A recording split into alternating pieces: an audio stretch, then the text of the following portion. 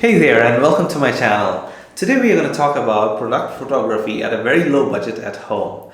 And before we begin, I would like to let you know that this video is not sponsored by anyone. And if you like the contents of this video, then do consider pressing on the thumbs up icon and also consider subscribing to my channel.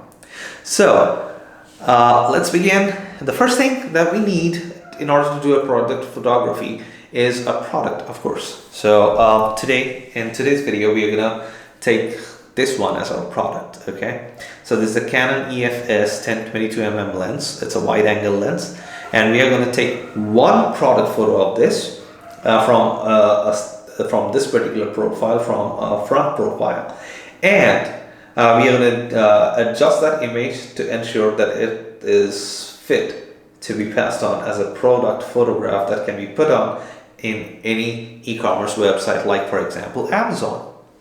So this is going to be our main subject. Then the second thing that we need, of course, is one of the other most important thing is a camera. So today I'm going to use my Canon 60D, and the lens that I'm going to use is a very basic kit lens. It's 18-55mm, the standard ones that you get when you buy the camera. And then I need three more things, actually four more. First thing that I need is a white background. You must have noticed that whenever there's a product photo, the background is all white. That's a general requirement of any e-commerce website, that whatever product photo you take, it should have a white background. So I do have a white background, but since the space is so restricted, I'm going to shoot on this table only. I'm going to use my computer monitor as my white background. I can open MS Word on it, or I can open any browser, Firefox, Chrome, put it on full screen, and it will act as my white background. The other thing that I need are two light sources that are going to light up my product from the front. And I'm going to use these two cheap Yongnuo flashes to do that. The model name is YN560 version 4, and actually these are pretty good flashes. I have been using them for quite some time now, and they are worth the investment. So apart from this, I would also need a flash trigger. This is the Yongnuo trigger. It is YN560TX. It's a manual flash controller that I'm going to attach to my camera and control these two flashes. Now let's go in for the setup.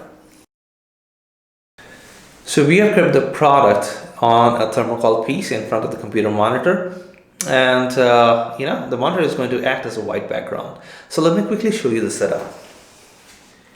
Here's the setup. Apologies for the flickering lights. I have got two flashes at the front on both sides, and instead of keeping the flashes there, I'm going to keep it at this angle, at a little bit of height, so that the lights, when they bounce on the product, they should not overexpose the product in the camera's picture. I'm using the computer monitor as my background. It's a white background, and let me just set up the flashes quickly and get rolling. So here's the kind of setup that I have. I have set up one of my shoe boxes here, the other one is lying around. I'm going to set it up in a little bit, but before that I need to show you something very important. First of all, as per to the brightness of my monitor, I need to adjust the white balance on the camera. So what I'm going to do, I'm going to set this camera to any manual mode or aperture priority or shutter priority, and I am going to take a photo of this white background. And before you want to take that photo, before you go for that photo, just from the autofocus mode, switch it to manual focus mode. Why? Because the manual focus will stop searching for a focus point, and since it's a white background, it has technically got no focus point on it. The camera will easily take a picture. If you switch on the autofocus option, then it will constantly keep searching for a focus, and you will never be able to take that picture. So let's take one quick picture to set the white balance. Alright, so this is the picture I got. Okay, it's white. Technically you see it a little bluish, but what we're going to do is we are going to go to the menu of it to custom white balance, okay? And when we go there, you see the last picture that I just clicked. So all I have to do is to click on the set button, and it will ask use white balance data from this image.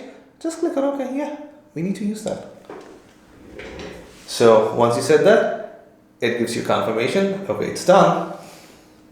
So that is the point that we start shooting our product. So I'm going to set this shoebox up with a flash, and we will adjust the light and we'll start shooting. Ensure that the f-stop number on your camera is at least f8, because that is the only way you'll be able to see all the text and numbers on the products, if any, in a very clear manner. So we're going to start taking pictures. The first thing that I want you to do is to ensure that both these flashes, they are in their widest mode as possible. All right? Because we don't want this product to have a sharper flashlight, a harsh light bouncing off from it. So we need the widest most and the lowest power, and we will start testing and see which image looks right. So let's go. I'll take off my glasses. I'm gonna adjust my chair a bit.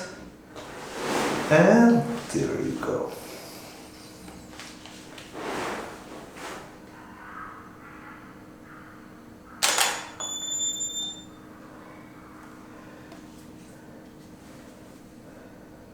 Okay.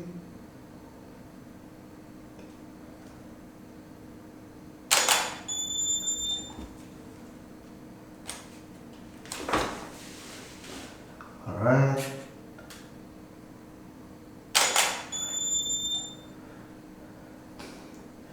Okay, the flash is, I need to adjust the power of the flash. I need to make it stronger a bit.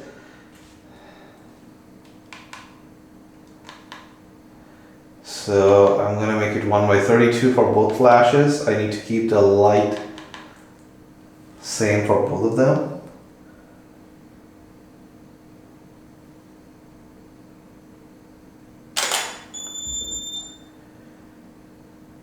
Alright, getting there. So let me change the power a bit more.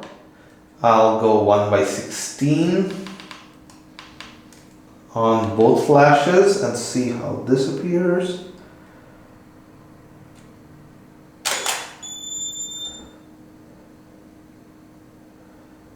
One by 16 looks a little more blown up. Let me take, maybe I need to take it from some other angle. Now 1/16 definitely looks blown up, so I'm gonna do it 1/32 for both. Take another photo.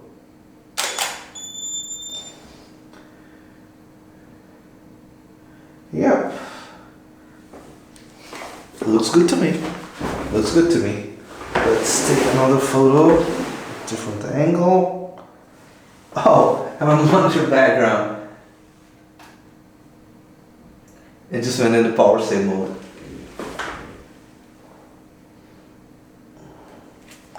So let me set it up.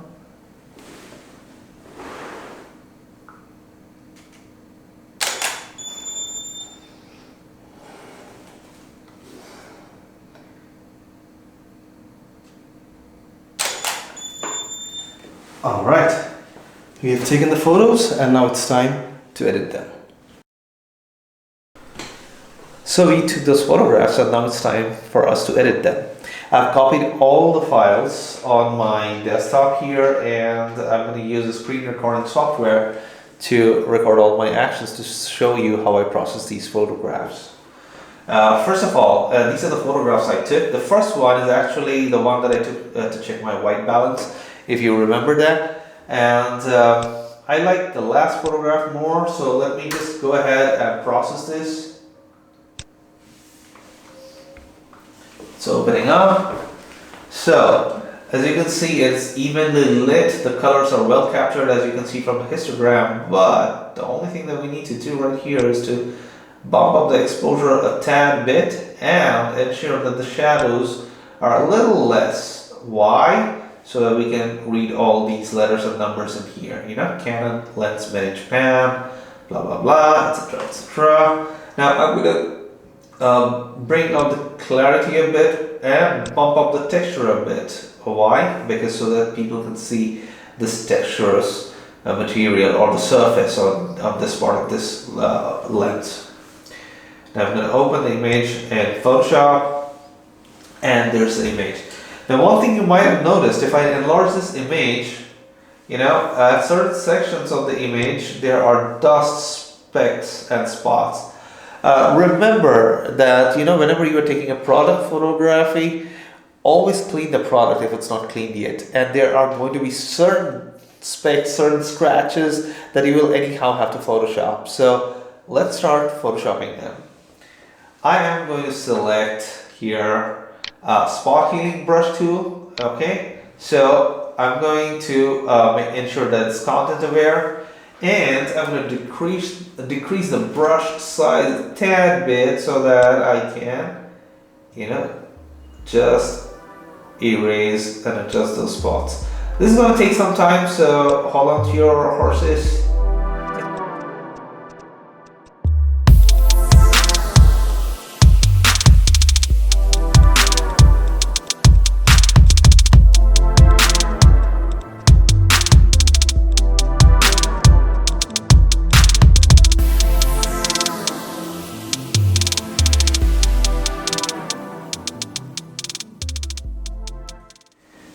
Alright, the lens looks good now. So what we're going to do is we are going to get rid of this thermocol here. Alright, and for that we are going to add a new layer, and we are going to do the adjustments over there just in case if we mess up, then at least we can discard the layer and start afresh. Alright, so for this I'm going to use a clone stamp tool. So here it is. Oh, the size is quite big. Let me enlarge the image a bit because I need to be careful around the borders. And wow, did you look at this place? It's a little different, but okay. Let's try to make the most of it, alright? Always check the hardness of the brush. Okay? You don't want to overwrite any area by the brush and then regret later.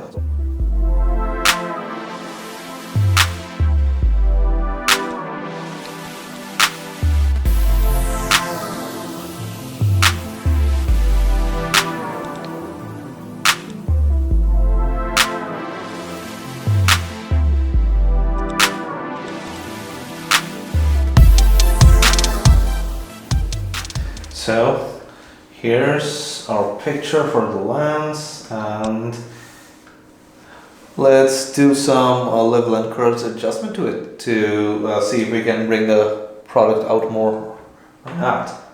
So before we do that, we are going to make one other layer and then see the adjustments for the levels.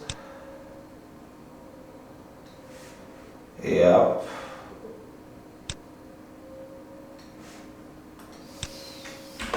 Looks good. Then you're gonna make another layer and just tab it to justice.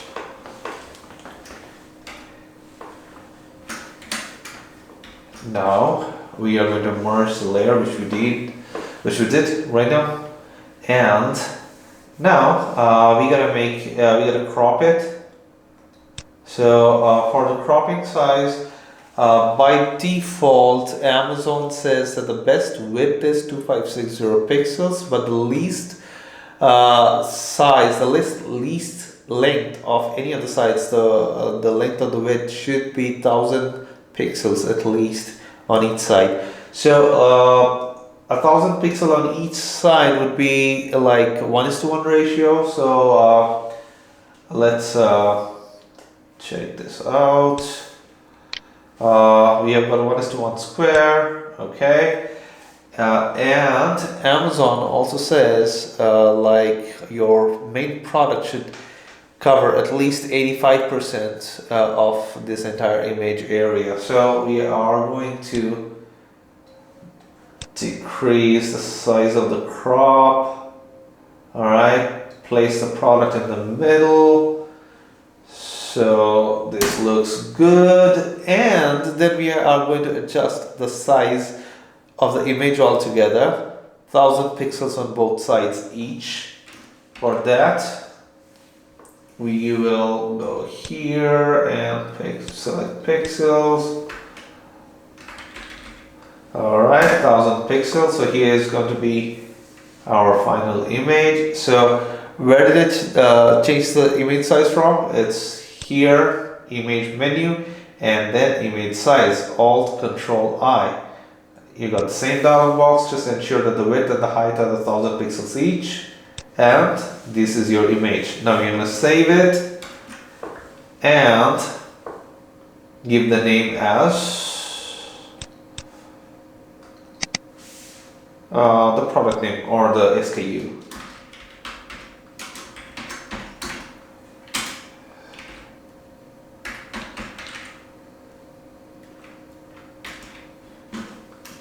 Alright, ensure that the quality is set to maximum and then click on OK to save.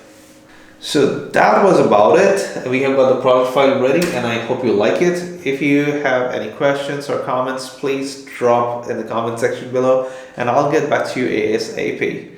Till then, have a good time. Bye.